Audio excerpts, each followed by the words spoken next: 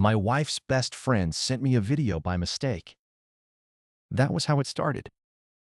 Not with lipstick on a collar or with a strange perfume. Not with a hotel receipt, a second phone, or a message popping up at the wrong time. A video, 11 seconds long. Sent at 11:42 p.m. From my wife's best friend, Chloe. My wife's name was Amanda, and I'm Caleb. For 8 years, I believed Chloe was the safest person in Amanda's life. The friend who knew every secret. The woman who planned her bridal shower. The one who stood beside her at our wedding. The one who hugged me after the ceremony and said, "Take care of my girl." My girl. That was what she called Amanda. My girl. I did not understand then that some people say that because they love you. And some people say it because they think they own a piece of you. This is file number 010. My wife's best friend sent me a video by mistake. And 11 seconds was enough to destroy 8 years. It happened on a Friday night. Amanda was supposed to be at Chloe's apartment. Girls' night. That was what she called it.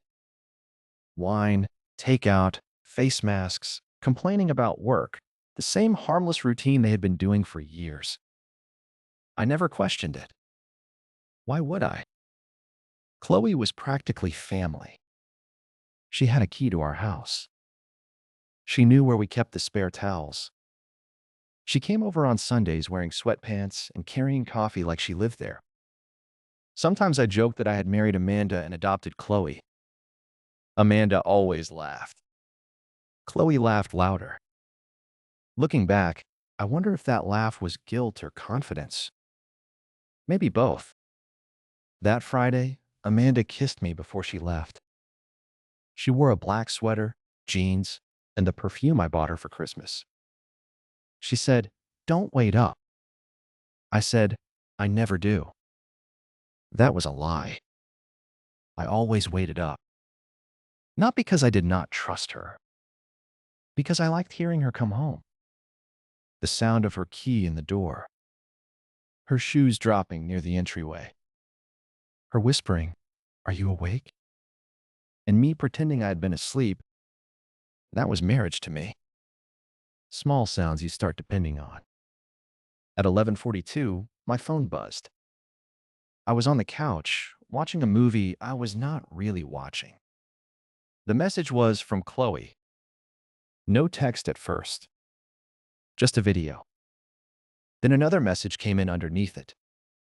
"Delete this before he sees it." I stared at the words. Before he sees it. At first, I thought she had sent it to the wrong Caleb. Or maybe it was a joke. Chloe was always dramatic. Always sending memes, voice notes, terrible videos from parties. But then I looked at the preview. Dark room. Purple light. Music. A woman laughing. A man's hand on her waist. And then I saw Amanda. I did not open it right away. That is the part people never understand. When the truth arrives, your body knows before your mind accepts it. My thumb hovered over the screen. For a few seconds, I just sat there listening to the movie play in the background. Some actor was yelling about something that suddenly did not matter. Then I opened the video. 11 seconds. That was all. Amanda was in a crowded bar. Not Chloe's apartment. Not girls' night. A bar downtown I recognized because Amanda once told me she hated it. Too loud. Too young. Too desperate. In the video, she was laughing with her head tilted back. The black sweater was gone.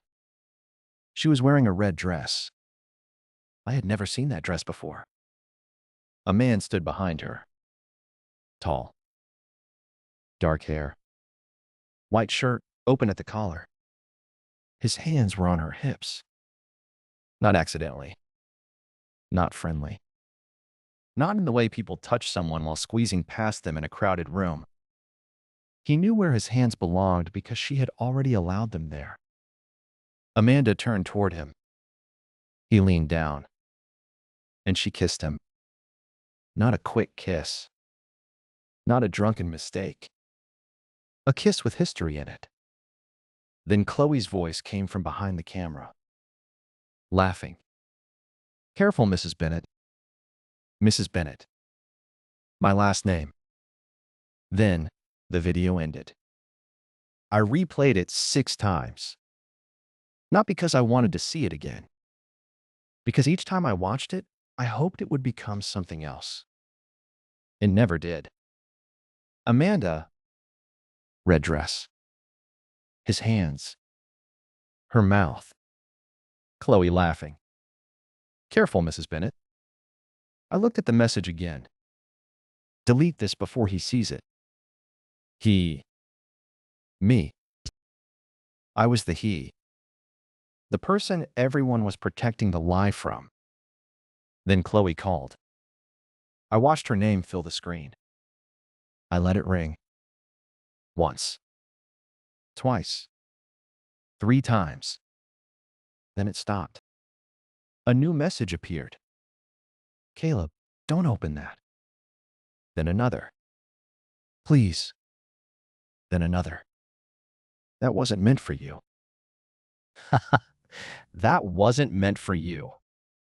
People say that when the truth escapes the room where it was supposed to stay hidden. Not, that is not what it looks like.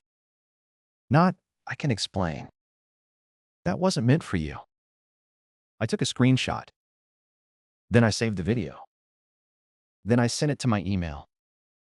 Then I saved it again. I do not know why I became so calm. Maybe shock has its own intelligence. Maybe some part of me knew that if I reacted too soon, it would erase everything. So, I did nothing. I sat there with my phone in my hand and waited. At 12:18, Amanda texted me. "Heading home soon." I replied, "Okay." One word. My hands were shaking, but the message looked normal. That made me hate myself a little. At 12:47, I heard her key in the door. The sound I used to love. She stepped inside quietly. Black sweater back on. Jeans. Perfume. No red dress. She had changed before coming home. That small detail hurt almost more than the kiss. Because a wardrobe change is not a mistake. A wardrobe change is planning. She walked into the living room and smiled. "You're still awake?" I looked at her. Really looked at her. Her lipstick was different. Darker. Or maybe I was seeing ghosts now. I said, "How was Chloe's?" She put her purse on the chair. "Good. Quiet. We ordered Thai." Thai. There it was. The first easy lie. I asked, "Just you two?" She paused. Not long, but long enough for a man whose whole life had become timing. "Yeah," she said. "Why?" I held up my phone. I did not play the video. Not yet. I just let her see Chloe's name on the screen. Amanda's face changed. A flash. Fast, but real. I said, "Chloe sent me something." She did not ask what. That told me everything. She took one step closer. What did she send? I pressed play. The room filled with muffled music. Chloe's laugh. Amanda's laugh. Then the kiss. Then the sentence. "Careful, Mrs. Bennett." Amanda did not move. When the video ended, the silence was worse than the sound. I asked, "Who is he?" Her eyes filled with tears instantly. Too fast. Too available. "Caleb." "Who is he?" It was nothing. 11 seconds was enough to prove it was not nothing. She covered her mouth. I had seen her cry before. At movies? at funerals, when our dog died, when her mother got sick. Those tears had weight. These tears were different. They were searching for a strategy. I asked again, "Who is he?" She whispered, "Derek." Derek. The name landed without a face. Then my mind gave him one. Derek from marketing. Derek who helped Amanda with a presentation last spring. Derek who sent her a bottle of wine when she got promoted. Derek who once shook my hand at a company holiday party and said, "You're a lucky man." I was. Just not in the way he meant. "How long?" I asked. She shook her head. "No." "How long?" "It's not like that." "Then make it like something." She sat down on the edge of the couch. I remained standing. Distance felt necessary. Like if I sat near her, the old version of me might reach for her. "It started after the conference," she said. The conference had been 9 months earlier. 9 months. A whole pregnancy of lies. I looked toward the hallway where our wedding photos hung. 9 months of her coming home. 9 months of her kissing me goodnight. 9 months of Chloe sitting at our table, drinking my coffee, knowing. I said, "And Chloe?" Amanda closed her eyes. That was answer enough. She knew. She was trying to help me end it. No, she was filming it. Amanda flinched. Good. She was drunk. She was laughing. She didn't mean to send it. No one ever means to send the truth. That was the moment I understood the betrayal had more than one face. Amanda had cheated. Derek had touched what was not his.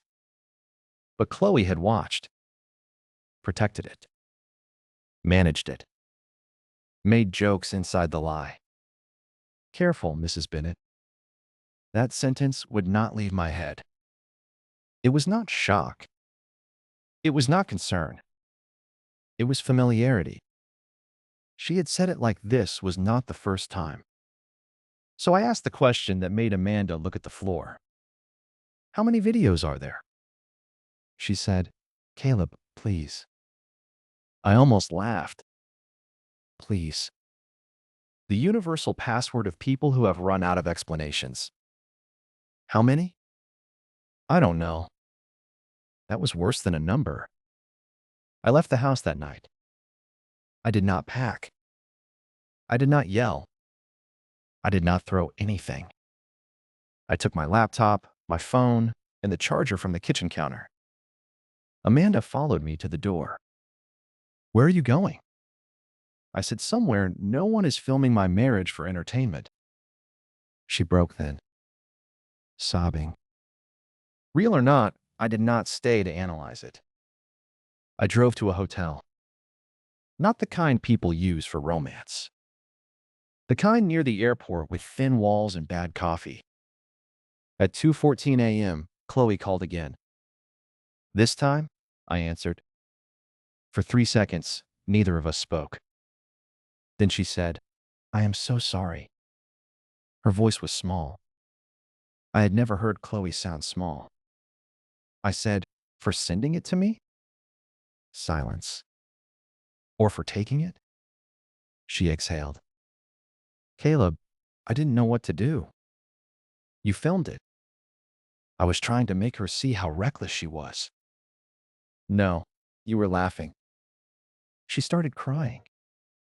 I did not care. That surprised me. Chloe had been in my life for almost a decade.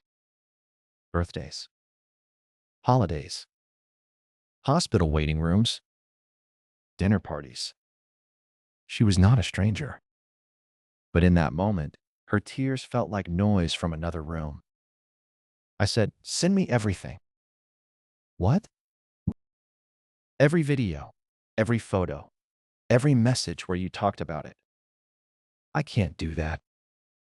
"Then I'll assume Amanda is lying about wanting to end it and I'll assume you helped cover the entire thing. A pause. Then, quietly, she did want to end it. Prove it. By morning, Chloe sent me a folder. Not because she was noble, because she was scared. But fear can still tell the truth. There were screenshots, voice notes, photos from bars, one picture from a hotel hallway, one video from inside a car where Amanda's face was not visible, but her bracelet was. The silver bracelet I gave her after my father died. I stared at that frame longer than the kiss. Grief gives objects meaning. Betrayal steals it. There were messages from Amanda to Chloe. I told Derek I can't keep doing this. Then 2 days later, I miss him. Then, Caleb has been so sweet this week. I feel horrible. Then, Derek says I'm only staying because I'm scared.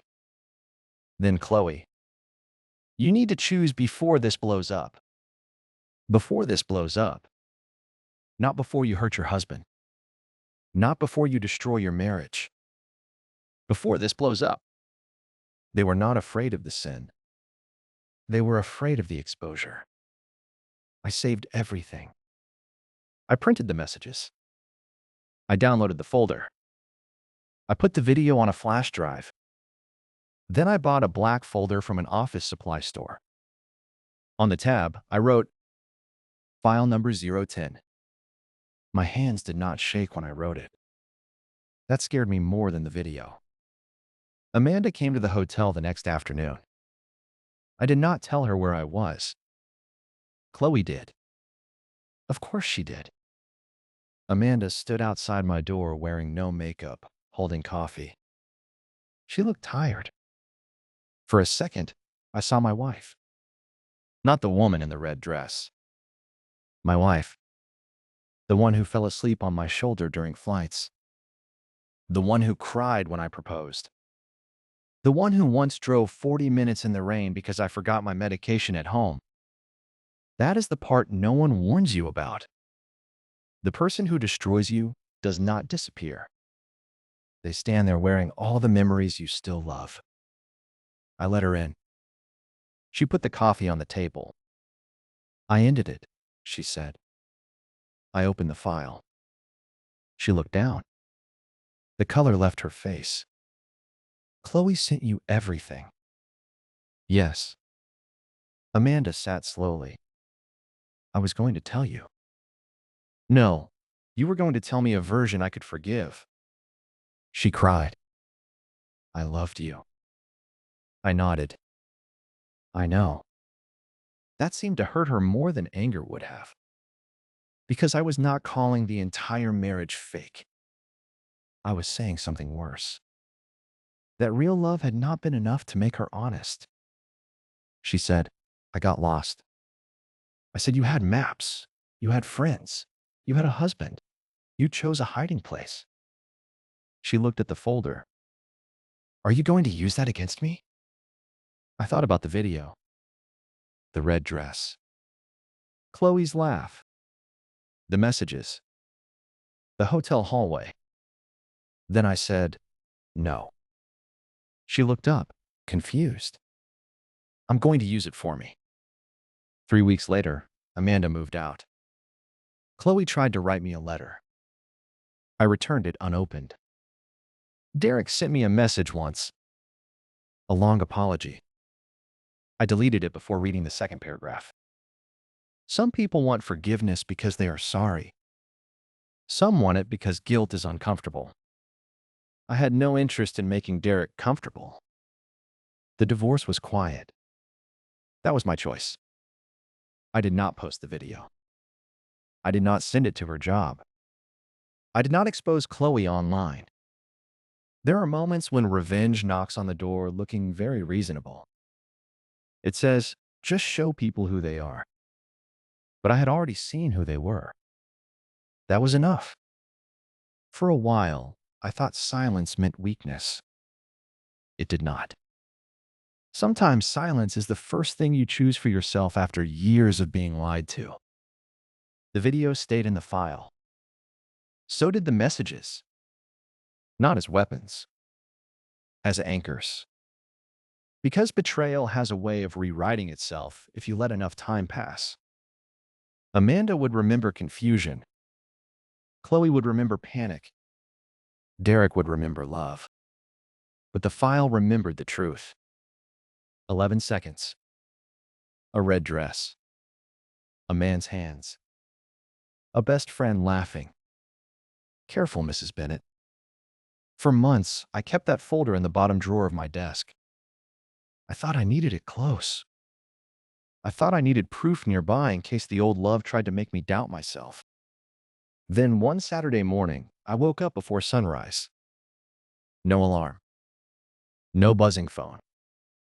No message from Chloe.